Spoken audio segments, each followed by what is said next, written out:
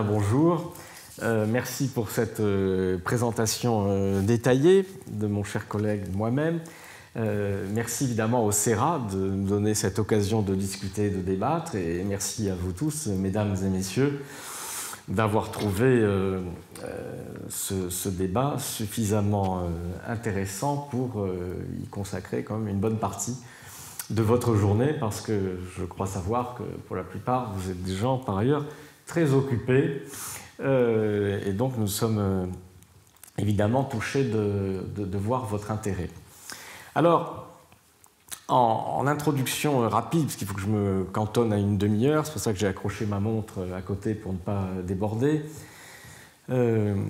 quelques précisions liminaires en ce qui concerne ma manière d'aborder le problème. Alors d'abord, je ne suis pas contre le libéralisme. La petite précision de vocabulaire dans l'introduction, ça dépend ce qu'on met derrière ce terme. Je suis un libéral au sens américain du terme. Alors les libéraux aux États-Unis, c'est la gauche. Donc je suis un libéral, je suis un adepte effectivement, en tout cas d'une partie de la philosophie libérale, qui est la philosophie de l'émancipation humaine, et certainement pas la philosophie de la soumission des êtres humains à la loi du marché. Ça, c'est ce qu'on appelle parfois malheureusement, le terme est malheureux, néolibéralisme, le culte du marché, des problèmes qui sont automatiquement résolus par le marché.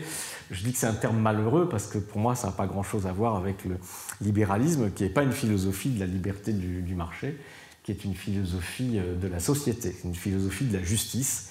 Et tous les grands courants du libéralisme politique ne se posent pas la question de la maximisation de la liberté individuelle. Ça, c'est ce qu'on appelle l'ultralibéralisme.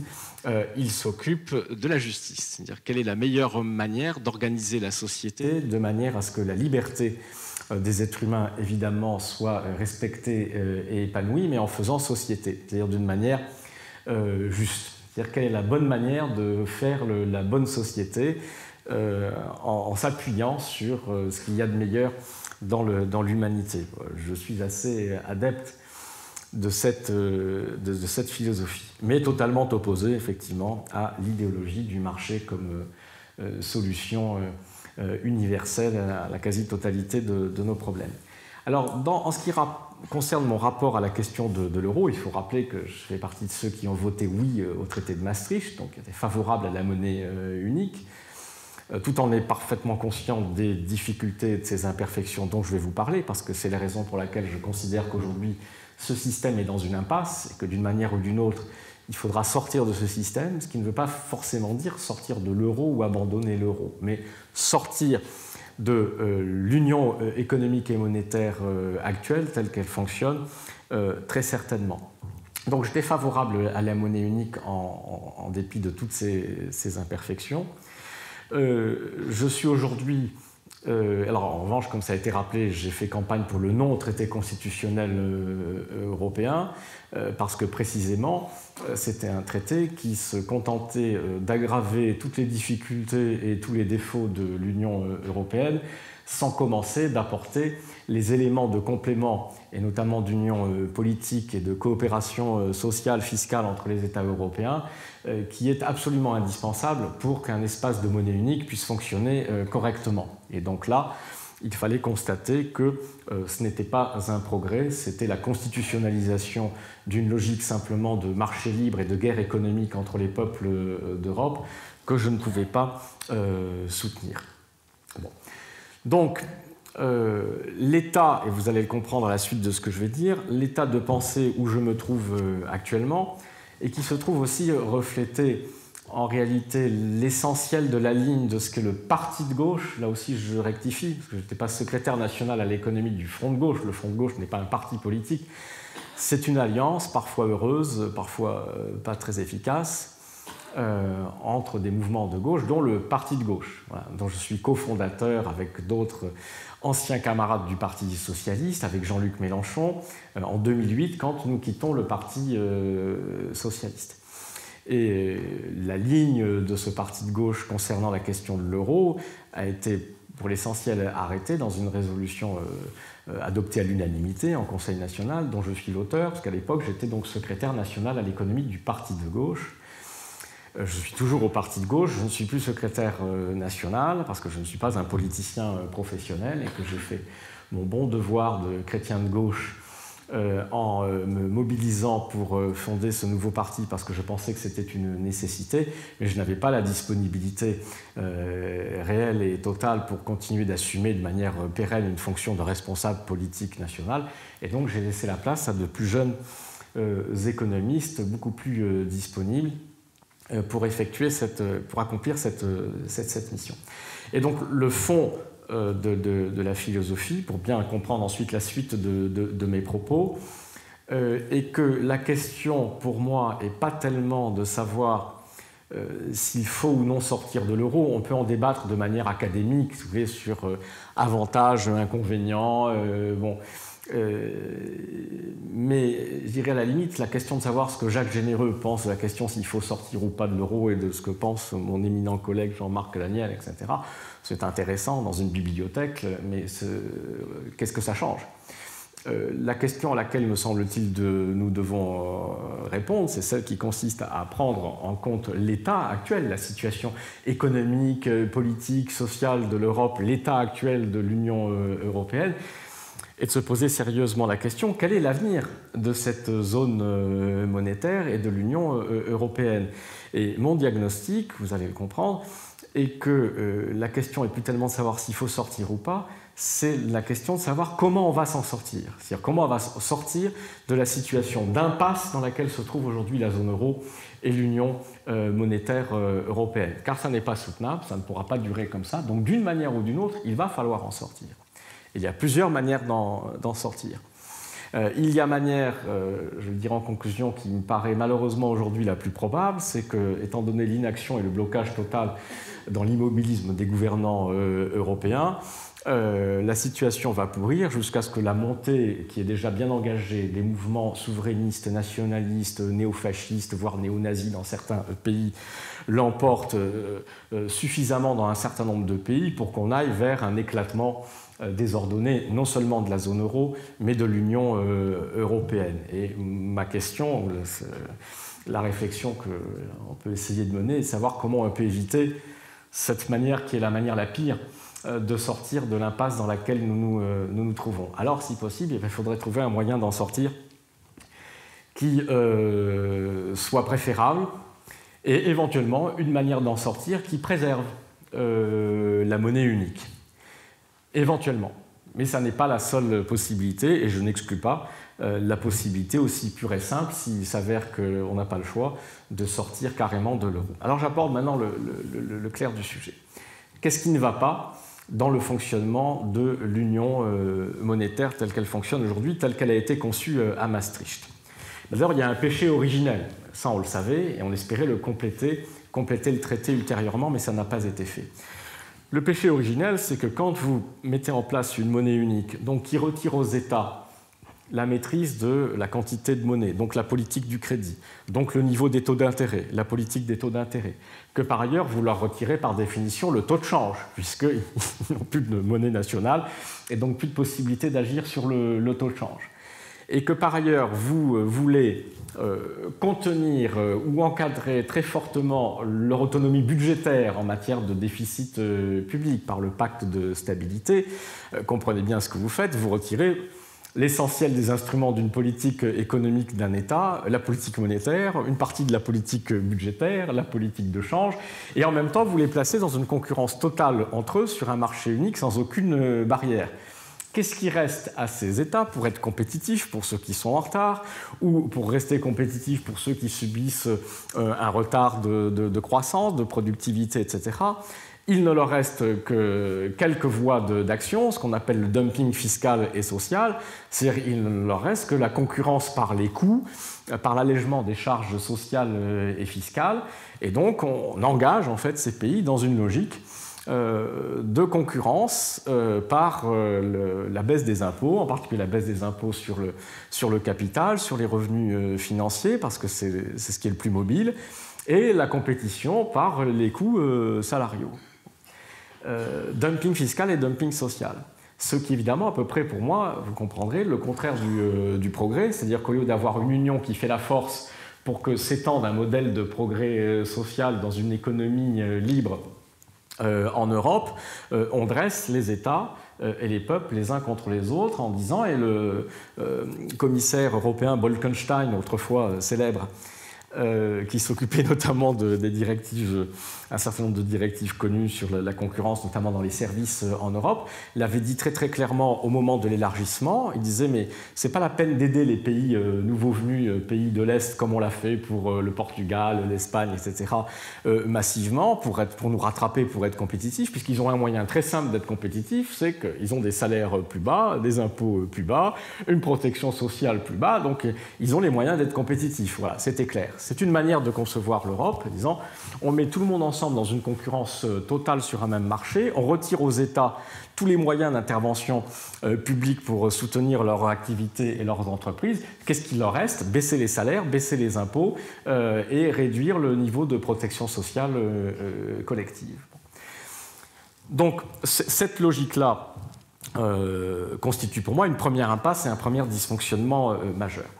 L'autre dysfonctionnement majeur est que dans ce traité de Maastricht, on a mis en place une banque centrale qui n'est pas une vraie banque centrale, qui ne peut pas concourir directement au financement du trésor public, par exemple en achetant de la dette publique ou en prêtant directement aux États, ce qui est possible, comme vous savez, pour d'autres banques centrales, notamment aux États-Unis.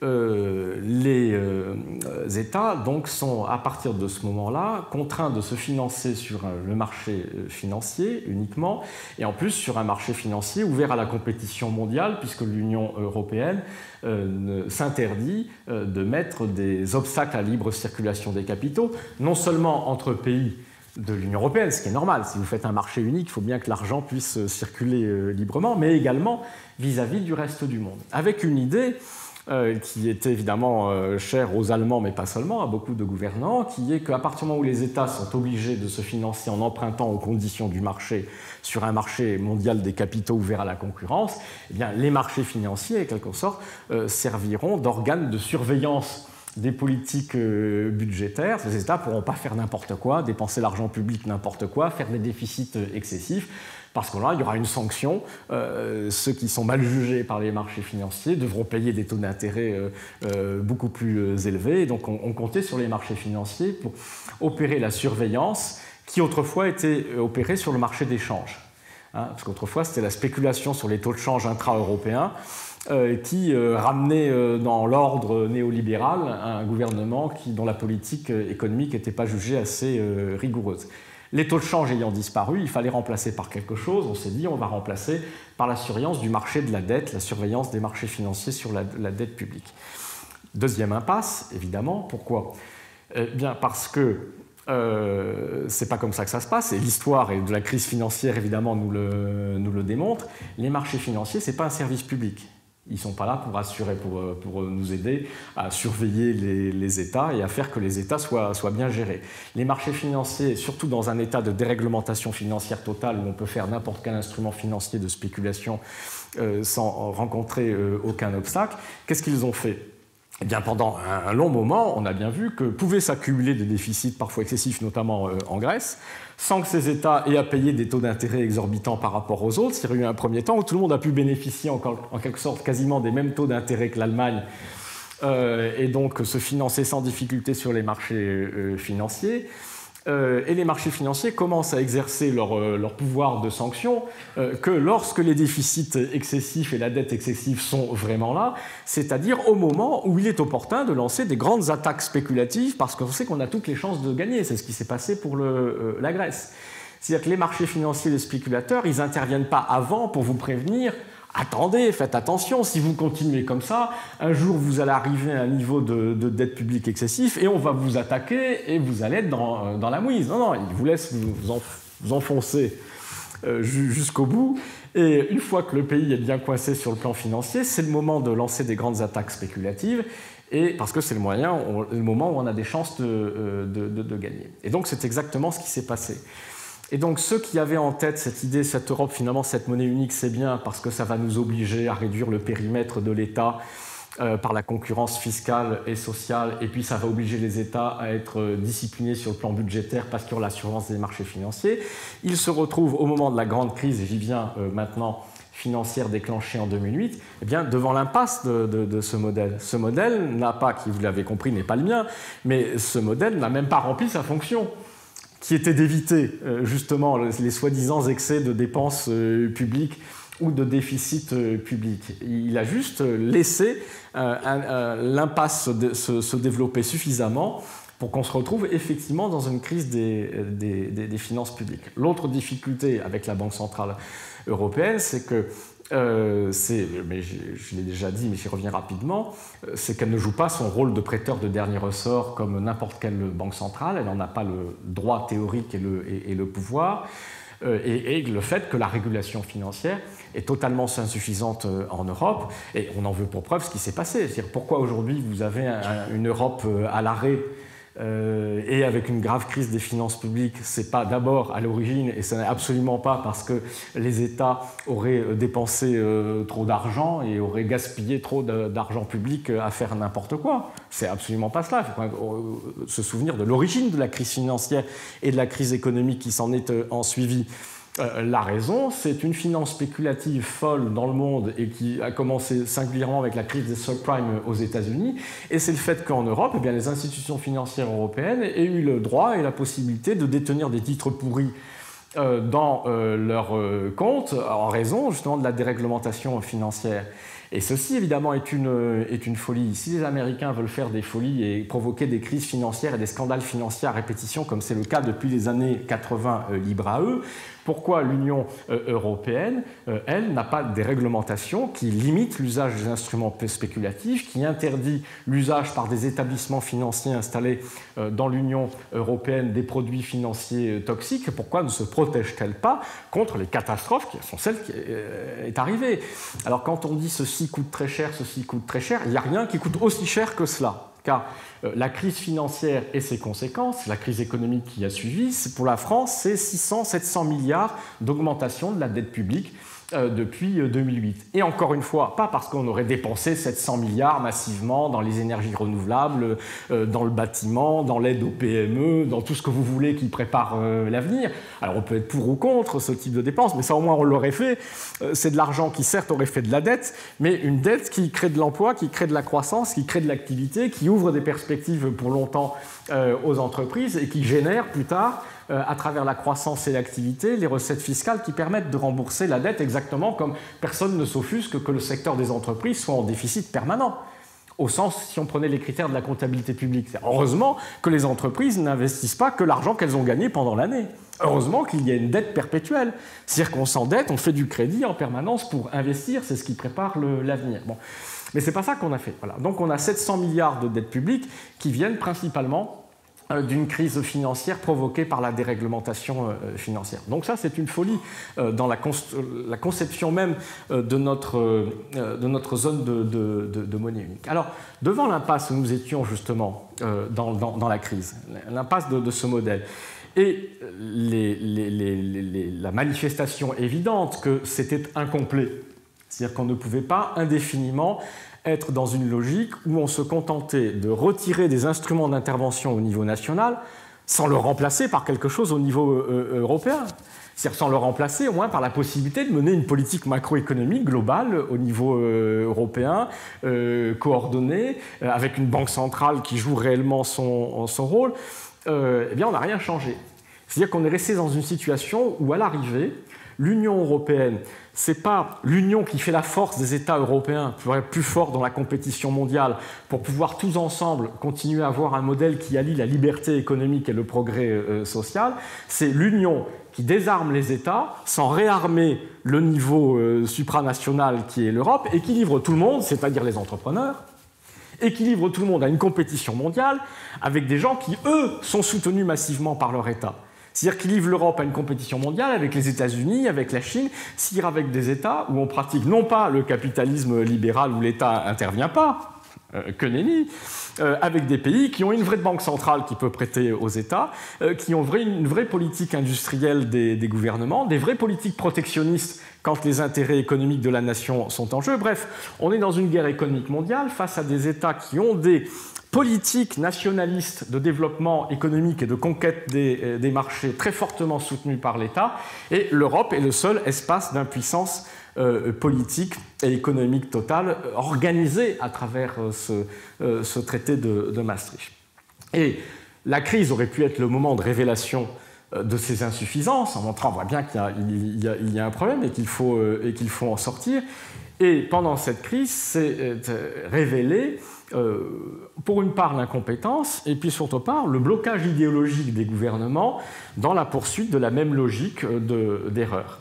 Qu'a-t-on fait pendant cette crise financière? Est-ce qu'on a régulé la finance pour nous mettre à l'abri de nouvelles catastrophes financières? Non. Donc l'Europe est toujours à la merci d'un nouvel effondrement du système financier. A-t-on fait progresser la coopération fiscale, sociale, pour éviter les pratiques de concurrence déloyale systématique au niveau intra-européen? Non, on n'a absolument pas avancé sur cette question. Qu'est-ce qu'on a fait? On a ressorti les vieilles idées des années 20, à savoir que quand on est en crise et que les déficits publics s'aggravent, l'urgence numéro 1, c'est de réduire les déficits publics, c'est de pratiquer de la rigueur budgétaire, ce qu'on a fait à partir de 2010-2011, avec le résultat qu'on connaît. C'est-à-dire qu'on a juste réussi, non pas évidemment à faire disparaître la crise des finances publiques, mais à plonger l'Europe dans un état de stagnation, beaucoup de pays en état de récession durable, ce qui bien évidemment fait exploser les déficits publics. Enfin, ça c'est le b.a.-ba de l'économie et de la macroéconomie.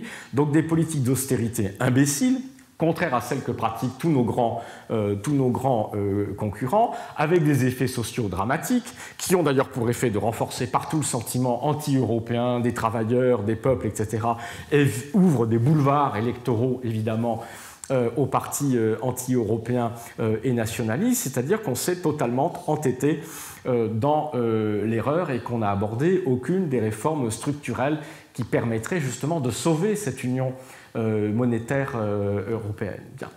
Alors maintenant qu'on en est là, qu'on est dans cette situation d'impasse, comment en sortir? Et pourquoi, à mon avis, d'ailleurs, on va difficilement en sortir autrement que par une catastrophe? Alors, d'abord, rêvons un petit peu, voilà, dans l'idéal. Dans l'idéal, on pourrait dire qu'il va y avoir un moment où on comprend que ça ne va pas pouvoir durer éternellement, là, cette situation d'immobilisme. Et il faut choisir. Il faut choisir un projet européen. Le problème, c'est que nous avons aujourd'hui une majorité de gouvernants, qui soient d'ailleurs de gauche ou de droite, qui restent piégés dans une logique ancienne, qui est la logique de Maastricht, et qui ne veulent pas en sortir. Et on le voit bien, par exemple, et là ce sera évidemment un point de débat et désaccord avec Jean-Marc Daniel, à travers le fameux TSCG, la règle d'or sur les déficits publics à long terme, qui reste piégé dans cette logique que l'essentiel, c'est d'obtenir la discipline budgétaire des États européens qu'on n'a pas pu obtenir par l'ancien système. Et donc la priorité étant celle-là, on veut en rajouter dans la même logique d'erreur. C'est-à-dire qu'après avoir supprimé la maîtrise des taux d'intérêt, des taux de change, de la régulation financière au plan politique, on veut décider d'enlever la dernière part de souveraineté politique qui existait en matière de politique économique, qui est la souveraineté budgétaire. C'est-à-dire que les États ne puissent plus pratiquer en réalité de politique budgétaire autonome du tout. C'est-à-dire qu'on en rajoute une louche dans la même direction. Alors ce serait, encore une fois, dans une optique de véritable construction de projet européen politique. Ce serait pour dire on va limiter cette souveraineté budgétaire au niveau national de manière à créer un vrai budget européen dans une Europe plus fédérale avec des vrais moyens pour financer la recherche, pour lutter contre les crises conjoncturelles au niveau européen. Je dirais on pourrait être d'accord, pas d'accord, mais on pourrait voir la cohérence de la chose. Mais cela, il n'en est pas question. C'est juste dire non, non, puisque le système n'a pas permis la discipline budgétaire, eh bien, il faut compléter le système en renforçant la discipline budgétaire. Point, c'est à peu près tout ce qu'il y a comme projet européen. Alors, dans l'idéal, en rêvant, on pourrait dire il y a un moment où on va comprendre qu'il faut faire autre chose. Et il y a des soubresauts. On recommence à parler de croissance en Europe. On recommence à reconnaître que peut-être les politiques d'austérité, ce n'était pas une bonne idée. Et on a commencé de réorienter un peu. Alors, on peut rêver. en se disant que pour sauver ce système et cette union monétaire, on va aller vers autre chose. Mais vers autre chose, vers quoi? Il faut choisir.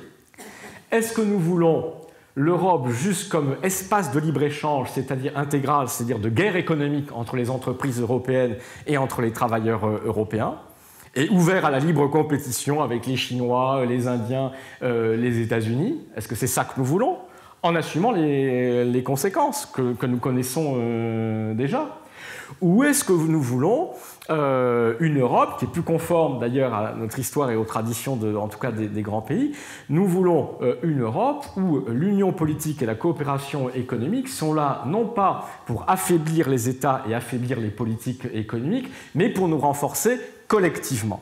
Voilà, pour que collectivement, on puisse rester dans le cadre d'une économie libre, c'est-à-dire qui repose principalement sur l'initiative des entrepreneurs privés, mais dans un état de concurrence modérée et non pas de guerre économique, de concurrence loyale, où on laisse la libre concurrence, mais entre les entreprises qui sont exposées aux mêmes normes fiscales, aux mêmes normes sociales, aux mêmes normes environnementales. Alors allez-y, là, battez-vous, que le meilleur gagne, mais livrer à la guerre économique des gens qui ne paient pas les mêmes impôts, qui ne paient pas les mêmes cotisations sociales, qui ne sont pas soumis aux mêmes normes, c'est une folie. C'est juste une logique idéologique qui vise effectivement, par cette concurrence déloyale, à forcer un projet politique qui est celui de transformer l'Europe en États-Unis d'Europe. C'est un système qui réduit le périmètre de l'État, qui réduit le périmètre de la protection sociale publique pour le remplacer par des assurances privées, etc. C'est un autre modèle de société. Alors soit il faut choisir celui-là, mais il ne sera pas supportable politiquement, et puisqu'on y est déjà engagé, on voit bien le résultat. Donc il n'est pas soutenable politiquement parce que ceci ne tiendra pas et n'existera jamais en Europe, parce que le résultat de l'enfermement dans cette logique, c'est la montée du sentiment anti-européen et le retour des mouvements souverainistes partout en Europe, et donc ceci détruira pas seulement la zone euro, ce qui est un détail, ça détruira purement et simplement l'Union européenne. Alors l'autre manière rêvée d'en sortir, ce serait de pouvoir engager enfin la vraie discussion avec les partenaires allemands notamment sur une réforme de la Banque centrale européenne, une vraie réforme de la régulation financière et la remise en chantier d'un plan de progrès économique et social en Europe avec des politiques actives en faveur de ce projet qui associe tous les acteurs. Et là, peut-être qu'on peut en effet compléter ce qui aujourd'hui manque dans le fonctionnement de l'Union monétaire européenne avant que ça n'éclate. Alors malheureusement, je ne crois pas que cela va se passer sans crise et sans choc. Et je termine là-dessus, puisque il reste juste quelques minutes pour rester dans le cadre de la demi-heure impartie. Je ne crois pas qu'on va y arriver par l'opération du Saint-Esprit. Malheureusement, dans la gauche européenne, que je connais bien, pour l'avoir beaucoup pratiqué, la gauche dite socialiste, s'il n'y en a plus grand-chose de socialiste, ou social-démocrate, ça fait 2 décennies qu'il y a un état d'esprit qui considère, comme je viens de le dire, que l'union économique et monétaire est insuffisante, qu'il faut la compléter, mais que personne ne peut agir seul par définition, on est bloqué par la unanimité, et donc il faut attendre que des rapprochements, des convergences se passent, et donc il faut agir quand les conditions sont remplies pour que des négociations puissent s'avancer. C'est par la négociation avec nos partenaires européens, de toute façon, que l'on pourra progresser et pas autrement. On voit ce que ça donne. Aujourd'hui, la négociation en Europe, ça fait depuis 2008, on est à crise. La négociation en Europe n'a pas commencé d'aborder un des seuls sujets fondamentaux que j'ai évoqués ici. On n'a parlé que à courte vue, de déficit public et de discipline budgétaire. C'est le seul sujet dont on a parlé sérieusement. Sur le reste, on ne discute pas. En grande partie parce que les Allemands sont bloqués sur un certain nombre de sujets. Donc, si on attend que les conditions soient remplies pour des discussions sérieuses, il ne se passera rien. Alors mon option préférée, avant le grand éclatement, soit politique de l'Union européenne du fait de la montée des nationalistes, soit économique du fait que nous sommes absolument pas à l'abri d'une nouvelle crise financière catastrophique en Europe, qui obligerait un certain nombre de pays à sortir, comme la Grèce ou le Portugal, et qui entraînerait d'autres pays et qui produirait, par un effet d'entraînement, probablement un éclatement désordonné de la zone euro. L'autre moyen d'en sortir, qui est celui que je préconise en tout cas pour la France, parce que je suis français et que la seule possibilité que nous ayons de parler en tant que citoyen français, c'est sur ce que pourrait faire l'État français, eh bien je pense qu'un gouvernement progressiste, pro-européen, comme l'est en tout cas comme l'est le parti auquel j'appartiens, mais qui veut que ça change, qui ne veut pas rester dans ce système-là, étant au pouvoir, devrait envoyer un mémorandum à ses partenaires européens en leur disant, écoutez, de deux choses l'une, singulièrement aux Allemands. Vous acceptez de discuter du statut de la Banque centrale européenne, d'une véritable régulation financière, de la fin de la concurrence fiscale déloyale qui s'opère de manière intra-européenne, etc. De la fin de l'ouverture totalement naïve et imbécile de nos frontières à la compétition avec des Chinois et autres pays, et pour entrer dans un vrai partenariat international où on négocie et où on ne se laisse pas juste manger tout cru par adhésion imbécile à un dogme du libre-échange. Vous acceptez de discuter sérieusement de ces questions pour qu'on réoriente le projet européen, ou alors la France, qui est dans l'Union européenne et qui est dans la zone euro, ne sortira de rien du tout, nous resterons, mais on va vous enquiquiner jusqu'au bout, c'est-à-dire que nous ferons comme nous voulons. C'est-à-dire que la France, si les discussions ne sont pas engagées dans les 4 semaines qui suivent, dans le mois, prendra les mesures constitutionnelles et législatives nationales qui lui permettront d'agir de manière unilatérale en violation des traités. Donc la France instituera des réglementations financières spécifiques pour protéger ses établissements financiers contre les produits toxiques. Donc la France réformera sa banque centrale, la Banque de France, de manière à ce qu'elle puisse prêter directement à l'État, etc. etc. Donc cette manière de faire, qui est de créer la crise politique avec un grand État qui dit si on peut discuter de rien et qu'on doit juste attendre que ce soit la fin par éclatement, nous ne sommes pas d'accord, donc nous agissons. Et à ce moment-là, soit vous êtes obligé de discuter, soit de constater que notre exemple va être suivi. Alors je sais bien, quand je dis ça, je termine, qu'on dit mais oui, mais si par exemple on réforme notre Banque de France pour qu'elle puisse prêter directement à l'État, c'est-à-dire on sort du système européen de banque centrale, c'est-à-dire on se met en violation du fonctionnement du système, donc la Banque centrale européenne peut évidemment immédiatement dire ben alors la France ne fait plus partie du système, on coupe les transactions entre la Banque de France et les autres banques centrales, et en fait on se retrouve avec un euro, mais qui est un euro franc, et de fait on est sorti de l'euro.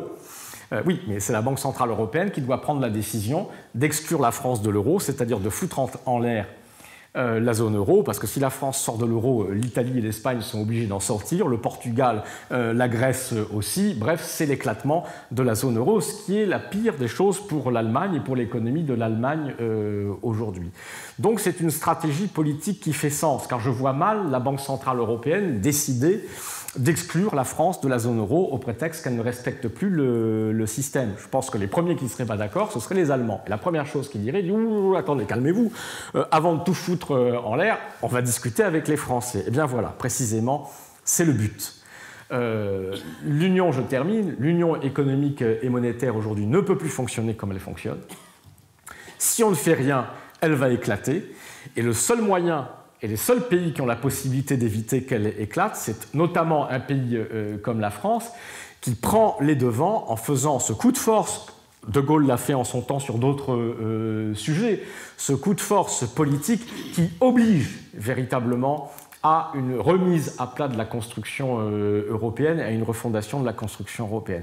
Si ça ne se fait pas de cette façon, et je crains malheureusement que ce ne soit pas, parce que ce n'est pas Jacques Généreux qui sera le prochain ministre de l'économie et des finances, ce n'est pas non plus Jean-Luc Mélenchon qui sera le prochain président de la République, je le crains.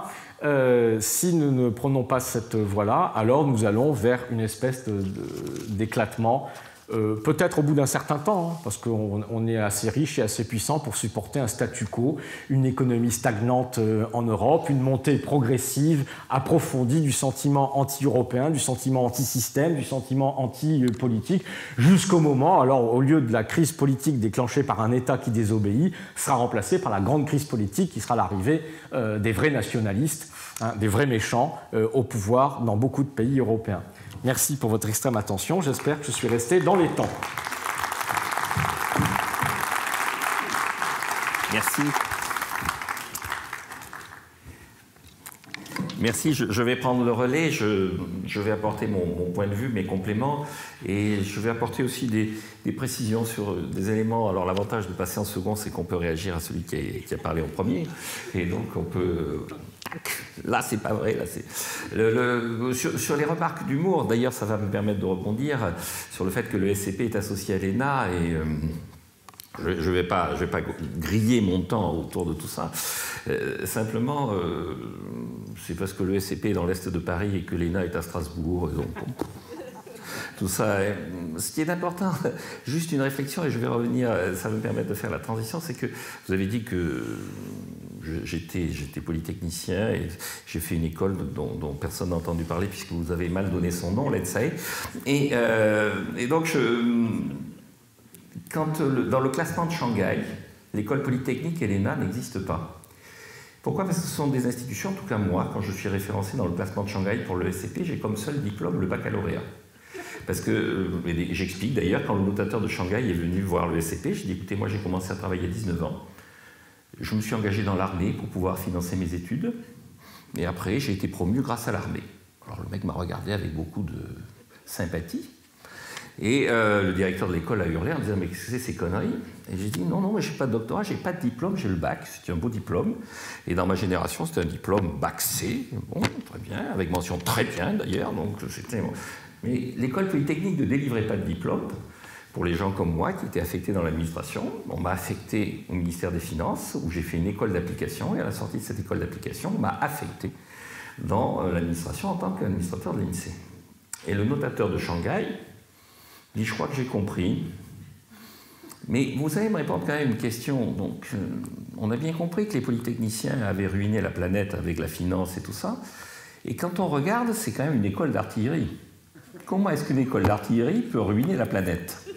Et effectivement, si vous allez sur le site internet de l'école polytechnique, ça commence par créer en 1794 comme école d'artillerie, l'école polytechnique. Bon, et le notateur de Shanghai, il ne va pas au-delà. Et donc, dans ce monde de concurrence déloyale, où tout le monde observe tout le monde et tout ça, il y a la vraie concurrence. C'est par la qualité et la qualité de l'information. On a parlé de la qualité et de la quantité de monnaie, on a parlé de la politique budgétaire et des dépenses publiques. Je pense que ce qui est important maintenant, c'est la qualité de ce que l'on fait sur le plan économique, et non pas la quantité. La qualité des dépenses, la qualité de la monnaie, parce que créer de la monnaie, c'est faire crédit à quelqu'un. Ce n'est pas la banque centrale qui crée de la monnaie. La banque centrale, ce sont les banques commerciales qui reçoivent des gens qui ont un projet et qui va décider, la banque commerciale, de financer ce projet. Et pour faire ce projet, elle va lui faire crédit. Et la règle fondamentale de la politique monétaire, c'est que les crédits font les dépôts. Loans make deposits, comme on dit au niveau international. Et donc cette dynamique de croissance, de crédit, de politique monétaire, elle ne s'évalue plus en quantité. Quelle est la quantité de monnaie qu'on va mettre en circulation? Quel est le taux d'intérêt que l'on va baisser pour que la planche à billets tourne? Ce qui est important, c'est la capacité à avoir des entrepreneurs qui vont voir des banquiers pour créer de la richesse. Le véritable problème de l'euro, de la zone euro, de l'Europe, mais aussi des États-Unis, qu'on nous décrit en nous disant qu'il y a de la déflation, c'est qu'il ne se crée plus de monnaie. Et pourquoi il ne se crée plus de monnaie? Parce qu'il n'y a plus personne qui vont voir les banques. Alors, on dit aux banquiers, c'est parce que vous êtes trop restrictifs, et les banquiers disent, c'est parce que personne ne franchit la porte de nos guichets. La vraie question est là. La question fondamentale, c'est pourquoi est-ce qu'il n'y a pas de croissance de crédit? Parce qu'il n'y a pas de croissance économique. Et est-ce que c'est parce que l'esprit entrepreneurial a baissé? Alors face à ça, je vais, dans mon court exposé, parce que c'est là-dessus que je reviendrai à la fin, je vais d'abord examiner un certain nombre de poncifs, d'erreurs ou d'approximations. Excuse-moi, mais je vais être obligé de dire quand même que l'enjeu, ce n'est pas le statut de la BCE en tant que prêteur en dernier ressort. D'abord parce que la Réserve fédérale des États-Unis n'achète pas la dette publique en direct, elle l'achète sur le marché secondaire. Elle a été créée en 1913 et à l'époque, le président des États-Unis, c'était Wilson, qui était démocrate. Il était démocrate du Sud, et le précédent président démocrate du Sud, significatif dans l'histoire des États-Unis, c'était Jackson. Et Jackson avait supprimé la Banque centrale en 1832. Et donc, quand Wilson a donné son accord à la création d'une banque centrale en 1913, il a exigé que la Banque centrale ne finance pas la dette publique. parce que Jackson avait supprimé la Banque centrale parce qu'elle avait servi à financer la dette publique. Donc la Banque centrale américaine rachète sur le marché secondaire de la dette publique. Est-ce que la BCE n'a pas le droit de faire la même chose? Bien sûr que si. Vous regardez le bilan du système européen de banque centrale. Il y a 3700 milliards à peu près, puis ça fluctue, de bilan du système européen de banque centrale. Dans les dedans, il y a 320 milliards de dettes publiques. 320 milliards, dont 85 milliards de dettes publiques grecques. La différence, c'est que, effectivement, quand M. Draghi s'est lancé dans l'opération de rachat, mais qu'avait déjà commencé M. Trichet, son conseil des gouverneurs avait dit « mais vous n'êtes pas là pour ça ». Mais ils l'ont fait. Si c'était illégal, ils seraient devant les tribunaux. S'ils n'avaient pas le droit de faire ça, ils seraient devant les tribunaux. Alors on dit « oui, mais effectivement, on a accepté ça, mais ça rompt avec la tradition française ».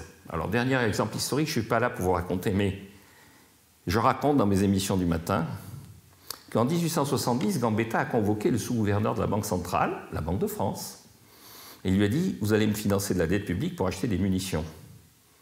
Et le gars lui a dit « non, c'est contraire à mon statut ». Parce que le statut de la Banque de France de 1801 interdisait à la Banque de France d'acheter en direct de la dette publique. Et donc Gambetta lui dit « vous êtes un mauvais patriote, je vais vous faire fusiller ».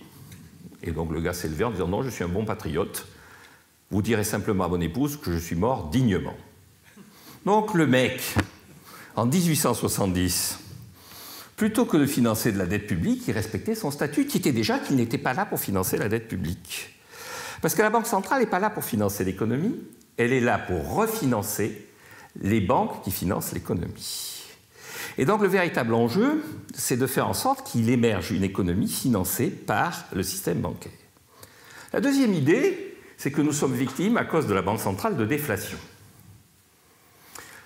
Bon, on a été victime au moment de passage à l'euro d'inflation. Vous vous souvenez, ça avait déformé les prix, ça nous avait ponctionné du pouvoir d'achat. Maintenant, on nous explique que c'est l'inverse. Ça nous détruit, ça nous baisse nos prix. D'abord, sur cette histoire de déflation, j'attends encore les manifestations dans les rues des gens qui crient « augmenter les prix ». C'est quand même pas pour la population une nouvelle tragique. Quand vous regardez l'évolution des prix, par exemple en zone euro, les prix ont augmenté ce mois-ci, en octobre, de 0,4%. Donc il n'y a pas de baisse des prix. Mais les prix de l'énergie ont baissé de 2,3%. Parce que le prix du pétrole baisse. Nous sommes en train de vivre un contre-choc pétrolier. Quand est-ce qu'on a connu ça? La dernière fois, c'était en 1998. En 1998, en zone euro, il n'y avait pas d'inflation. L'inflation de la zone euro était de 0,2%. Le taux de croissance était de combien? C'est le taux de croissance le plus important que nous ayons eu depuis 30 ans.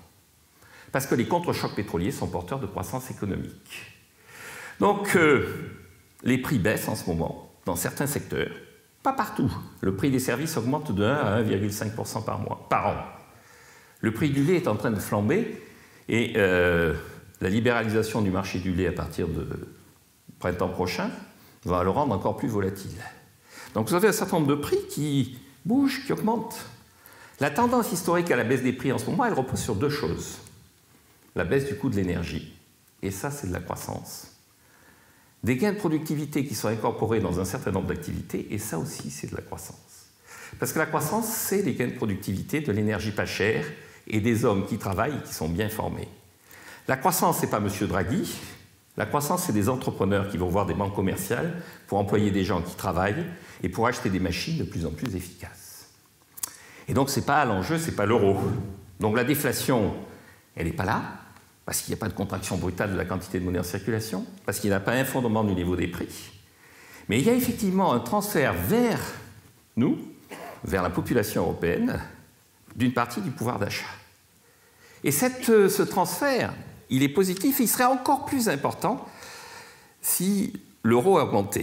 Donc, c'est l'histoire de la concurrence internationale.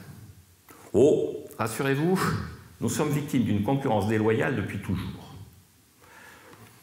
Dès le XIXe siècle, les Anglais nous faisaient une concurrence déloyale. Remarquez, c'est normal, on le sait tous, l'anglais est fourbe, on le sait depuis... Bon. En ce moment, c'est l'allemand qui nous fait une concurrence déloyale. Il travaille. C'est une forme de déloyauté à notre égard. Et le chinois, il fait une concurrence déloyale. Mais là aussi, sans multiplier les exemples historiques, à la fin du XIXe siècle, il y avait tout un débat sur le fait de savoir s'il fallait faire au nom du protectionnisme. Et le grand écrivain de l'époque, qui s'appelait Paul Bourget, qui est un personnage qui a complètement disparu de la mémoire collective, il avait écrit un article dans la Revue des Deux Mondes, qui était la revue de référence, qui s'appelait « L'ouvrier à 5 sous vaincra l'ouvrier à 5 francs ». L'ouvrier à 5 sous, c'était l'ouvrier chinois. Déjà en 1895, l'ouvrier chinois allait nous ruiner. D'ailleurs, pourquoi l'ouvrier à 5 francs? À titre d'anecdote, là encore, c'est parce que la grande revendication des premiers syndicats, c'était la journée de 5 francs. Aux États-Unis à l'époque, ils réclamaient $5 a day, le jour à 5 $. Le dollar valait 4 francs. Donc, les Américains réclamaient des niveaux de salaire qui étaient 4 fois plus importants que ce que nous réclamions. Et ils étaient en plein boom économique. Et non seulement ils étaient en plein boom économique, mais ils dégageaient des excédents extérieurs. Il ne reste de tout ça qu'une chose, c'est que nous sommes toujours victimes de concurrence déloyale et que, je rappelle pour la petite histoire, qu'une pièce de 5 francs, ça s'appelle une thune. Et donc, les syndicats réclamaient des thunes, ce que la population française continue à réclamer, sans savoir que ça ruine sa capacité économique, puisqu'il y a encore des ouvriers à 5 sous et non pas des ouvriers à une thune. Et donc, mais revenons à aujourd'hui. Cet ouvrier à 5 sous, cet ouvrier chinois qui nous ruine, on le voit bien, la conséquence, c'est que la Chine dégage énormément d'excédents extérieurs. D'ailleurs, notre président de la République l'a encore rappelé récemment au G20 de Brisbane. La position française est constante, la monnaie chinoise est sous-évaluée parce que la Chine dégage énormément d'excédents extérieurs. Simultanément, la France va à tous les sommets européens en disant que l'euro est surévalué. Et puis ça en reste là. Mais le Chinois, qui décidément lui aussi est extrêmement déloyal, qu'est-ce qu'il dit à Brisbane? Il dit quelle est la zone économique qui dégage le plus d'excédents extérieurs? C'est la Chine? Non. C'est la zone euro. Et donc le Chinois, dans sa déloyauté profonde, dit si nous, on a une monnaie sous-évaluée parce qu'on dégage des excédents extérieurs, l'euro est sous-évalué. C'est le moment où le président de la République est obligé de s'absenter et laisse la tribune à l'ambassadeur de France auprès de l'Australie. Démerde-toi, Coco, pour répondre. Bon. Et il ne peut pas répondre parce que c'est idiot. Parce que l'euro n'est pas surévalué. L'économie française est sous-calibrée par rapport à la réalité de l'euro. Et on en revient à cette question, est-ce qu'il faut ou non sortir de l'euro? Mais le problème, ce n'est ni le taux de change de l'euro, ni la BCE, ni la concurrence déloyale des autres acteurs économiques. Alors, est-ce qu'il y a en regard, pourquoi est-ce qu'on sortirait de l'euro? Qu'est-ce qu'on cherche dans l'euro? Dans la sortie de l'euro, on cherchera à contourner une discipline de l'euro. Et la première règle, effectivement, mais qui est une règle qui est ancienne, qui a été négociée en Europe à un sommet européen, que raconte d'ailleurs Valéry Giscard d'Estaing dans son dernier livre, Europa, qui est un livre... Enfin, je ne qualifierai pas ce livre, c'est assez... Bon. Bref, mais la partie la plus intéressante, c'est quand il raconte ce sommet qui s'est passé à Brême. Et donc, il y a un enchaînement, le sommet de Brême, 1978, plus le G7 qui a suivi, qui était aussi en Allemagne, à Bonn. Et la position allemande a été claire. C'est si vous vous associez avec nous, pas d'inflation. Ça, c'est à Brême. Mais au G7 à Bonn, les Américains ont dit c'est un peu con de se débarrasser de l'inflation, parce que l'inflation, c'est le plus sûr moyen de voler une population en méritant ses applaudissements. Qui n'est pas d'accord avec l'inflation? D'abord, le gouvernement la réclame, et puis vous croisez toujours dans les rues des gens qui vous disent grâce à l'inflation, on obtient des appartements pour pas cher. Et puis on nettoie la dette publique. Sauf que l'inflation, ça se paie dans le fait que tout un tas de populations voient leur épargne qui est laminée, tout un tas de populations perdent leur pouvoir d'achat, et quant à l'effacement de la dette publique, le jour où enfin les marchés comprennent que vous êtes en train de les gruger, mais les taux d'intérêt explosent. Jacques Delors et Pierre Bérégovoy, ils ont décidé de lutter contre l'inflation en 82-83 parce que les taux d'intérêt étaient à 18% et l'inflation à 13%. Ils n'ont pas fait ça par une espèce de vérité sur un chemin de Damas monétariste qui leur serait tombé dessus en disant « Oh là là, mon vieux, c'est fini, maintenant, il faut faire du monétarisme thatchérien, c'est l'avenir, c'est porteur, c'est vachement tendance, et puis prof. » Ils ont fait ça parce que l'inflation ne servait non seulement plus à rien, mais elle était en train de faire exploser les niveaux de taux d'intérêt dans une telle proportion que l'économie était en train d'étouffer. Et donc, l'inflation, c'est une nostalgie, mais ça ne sert à rien. Et c'est même dangereux. Alors, il y a un couple avec l'inflation qui est la dévaluation. L'euro est trop fort, c'est qu'on a la nostalgie de la dévaluation. La nostalgie de la dévaluation, c'est la nostalgie où on baisse les prix à l'export. D'abord, sur les marchés internationaux, maintenant, comme ça bouge tout le temps, c'est assez compliqué. On ne baisse pas les prix à l'export, on garde les prix en dollars, et si on dévalue, on obtient plus de sa monnaie nationale par rapport à une même quantité fixe de dollars, donc on reconstitue les marges des entreprises. D'ailleurs, ce mécanisme, il joue aussi sur le prix du pétrole. Dans l'évaluation des conséquences de ce qu'on nous présente comme étant de la déflation en ce moment, les dernières notes de la direction du Trésor, du ministère de l'Économie et des Finances, montrent que la baisse du prix du pétrole a rapporté autant aux entreprises que le CICE, sans rien faire, et sans monter une usine à gaz absolument invraisemblable, qui, pour tous les chefs d'entreprise qui sont ici, est incompréhensible. S'il y a quelqu'un qui a compris le CICE dans cette salle, il viendra m'en parler, parce que j'essaie de comprendre. Là, il suffisait d'avoir la baisse des prix du pétrole. Mais la dévaluation, on attend de la dévaluation que ça améliore les ventes à l'export d'une façon ou d'une autre. En fait, ça fait de l'inflation. Quant à l'obsession des exportations, deux remarques. Sur le cas de la Grèce, tout simplement, quand on disait qu'il faut que la Grèce sorte de la zone euro pour pouvoir l'évaluer, parce qu'elle exportera plus.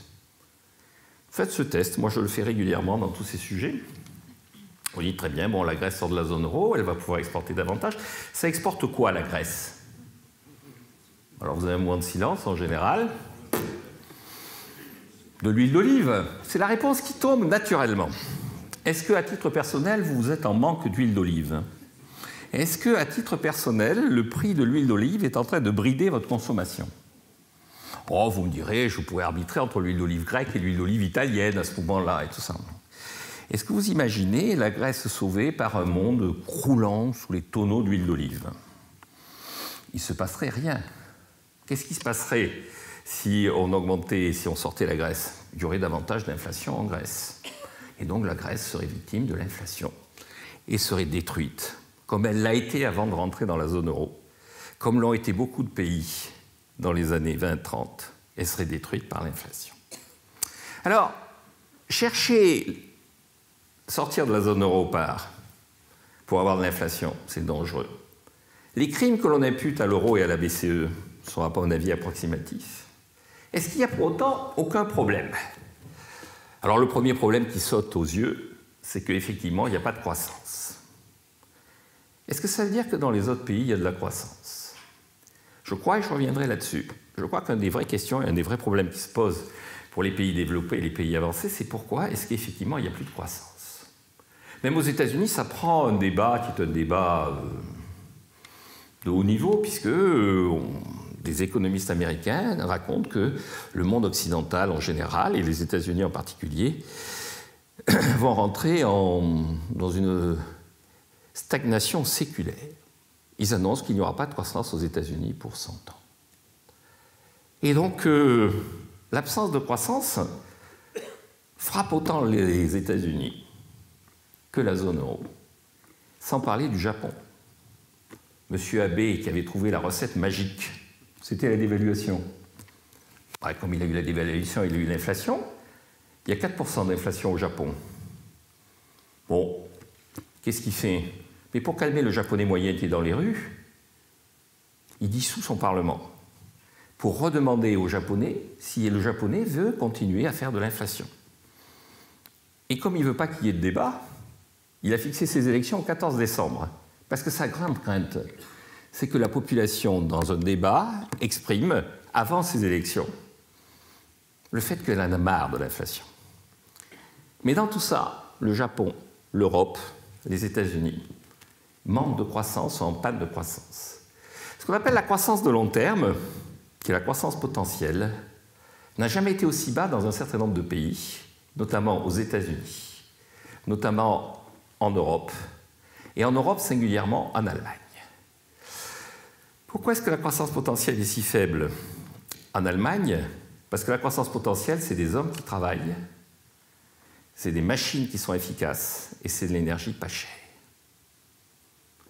En Allemagne, les machines sont relativement efficaces, l'énergie est plutôt chère et des hommes, il y en a de moins en moins qui travaillent. Aux États-Unis, la croissance potentielle, elle n'est plus tirée que par la baisse du prix de l'énergie. Les progrès de productivité sont quasiment au niveau le plus bas. Et le chômage ne baisse que parce que les gens s'en vont. Dans le débat qu'il y a à l'heure actuelle autour d'Obama et de la régularisation des travailleurs clandestins, il y a une question fondamentale aux États-Unis, qui est le fait que le solde migratoire est en train de devenir négatif. Les gens quittent les États-Unis. Alors, à partir de ce moment-là, dans ce problème, quelles sont les réponses qu'on pourrait apporter à partir de la gestion de la zone euro pour retrouver de la croissance? La première réponse, c'est de maintenir cette idée que l'on gère une politique économique non plus en quantité mais en qualité. Concrètement, l'enjeu, ce n'est pas de faire des dépenses publiques pour faire des dépenses publiques. Ce n'est pas de faire de la dette pour faire de la dette. Il y a 50% du PIB en France qui est sous forme de dépenses publiques. Quand on nous dit mais le Japon, ils ont fait de la dépense publique pour soutenir l'activité économique. Ils ont fait des travaux. Vous regardez les budgets du Japon, les budgets d'investissement au Japon sont considérables. Alors ils en sont dans la phase où, après avoir construit les ponts, ils construisent les rivières sous les ponts parce qu'ils en ont construit tellement qu'il y a des endroits où le pont est au-dessus de rien. Donc on met le dessous. C'est de l'investissement. Ça prépare la croissance de demain. Ça prépare rien du tout.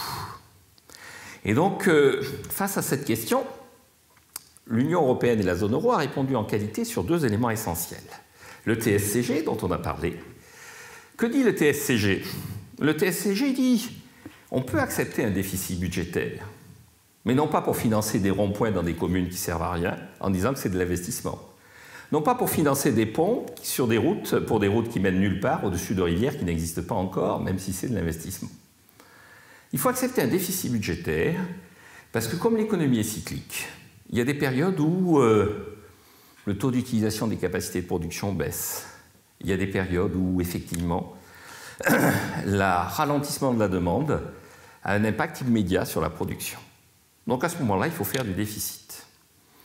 Et puis en revanche, quand la croissance repart dans la dynamique cyclique, il faut apurer les comptes. Donc il faut faire du déficit à certains moments.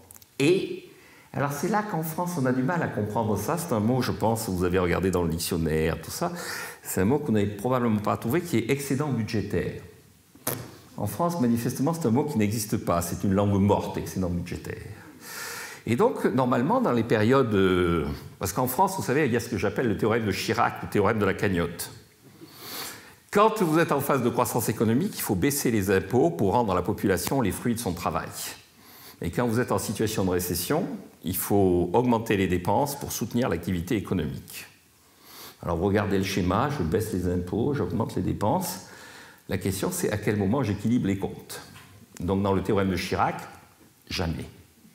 Dans le TSCG, quand il y a de la croissance économique, j'accepte du déficit, non pas pour financer des investissements parce que c'est un mythe, mais pour faire en sorte de lisser le problème de fluctuation conjoncturelle. C'est assez bien conçu, c'est assez compliqué parce qu'il faut évaluer le cycle par rapport à la tendance. C'est un travail bureaucratique, technocratique assez incompréhensible. Mais, par exemple, dans la négociation qui était celle que Paris a engagée avec Bruxelles au sujet de son budget, à un moment donné, Bruxelles a dit « il manque 8 milliards ». Alors, les journalistes, en moyenne, je ne critique pas les gens qui interviennent dans les médias, au contraire, même c'est assez... Bon. Comment on trouve ces 8 milliards ? À titre personnel, j'ai fait une petite séance d'explication devant l'équipe rédactionnelle de BFM Business. La conclusion, ça a été, nous, comme on n'a pas compris, on ne va pas pouvoir expliquer à la population. Donc, on va dire que c'est 8 milliards, et si les gens sont persuadés que ça a été tiré au dé, finalement, c'est pas plus grave, c'est 8 milliards. Les 8 milliards, ils ont été calculés au trébuchet. Ils sont exactement l'application d'un texte qui s'appelle le texte 2 du six-pack. Bon. Donc les règles qui ont été mises en place sont des règles qui sont assez bien vues et des règles qui sont des règles qui définissent une logique dans laquelle l'enjeu de la politique budgétaire, c'est de lutter contre le cycle. Et l'enjeu de la politique monétaire, c'est de refinancer l'économie, en faisant en sorte qu'il y ait des financements qui émergent, qui naissent au sein des entreprises. Le problème, par rapport à ça, c'est d'abord que, et là je rejoins Jacques Généreux, le problème c'est qu'il y a un désamour de l'Europe parce que l'Europe est devenue incompréhensible. Et comme elle est incompréhensible, elle peut être utilisée comme père fouettard. Concrètement, sur la politique monétaire, quand M. Draghi dit « je vais passer à une phase de QE, deuxième phase, en augmentant le volume de LTRO, en le portant en TLTRO à 300 milliards de plus », la population a du mal à suivre ce qui se passe. Et à ce moment-là, il y a quelqu'un qui vient lui dire « mais c'est monstrueux ce qu'il vient de dire ». Ah oui, peut-être, oui, en effet, oui. Non, non, on est vraiment victime de ces gens-là. Ce mec n'est pas à la hauteur de la situation. Parce que le TLTRO, ce n'était pas 300 milliards, c'était 300 milliards, il a dit, c'est 330. Donc il y a une utilisation d'un dispositif qui est relativement complexe pour transformer tout ce qui se passe en une victimisation magique de la population. Le banquier central concourt au premier chef. D'ailleurs, M. Greenspan, qui est le banquier central de référence pour tout le monde, avait cette formule célèbre « Si vous avez compris ce que j'ai dit, c'est que je me suis mal exprimé ». Donc, on détourne l'attention de la population et on lui fait prendre comme bouc émissaire l'Europe, l'euro, la construction européenne, pour essayer d'éluder la réalité des problèmes. Quelle est la réalité des problèmes ? Et qu'est-ce qu'il faut pour qu'on retrouve de la croissance en Europe et en France? Je pense qu'il y a trois choses, et puis ensuite nous allons engager le débat, Jacques Généreux et moi. La première chose, c'est effectivement que la France cesse de mentir à sa population et de mentir à ses partenaires. Mentir à sa population, c'est de dire à chaque fois c'est la faute de l'Europe, d'ailleurs nous renégocierons le traité. Oh, M. Hollande nous a fait le coup, mais il y en a eu d'autres avant lui. Quand M. Balladur a gagné les élections de 1993, la Commission européenne avait négocié de nouveaux accords avec le GATT, notamment sur le volet agricole. Vous vous en souvenez peut-être, c'était les accords McCharry et tout ça.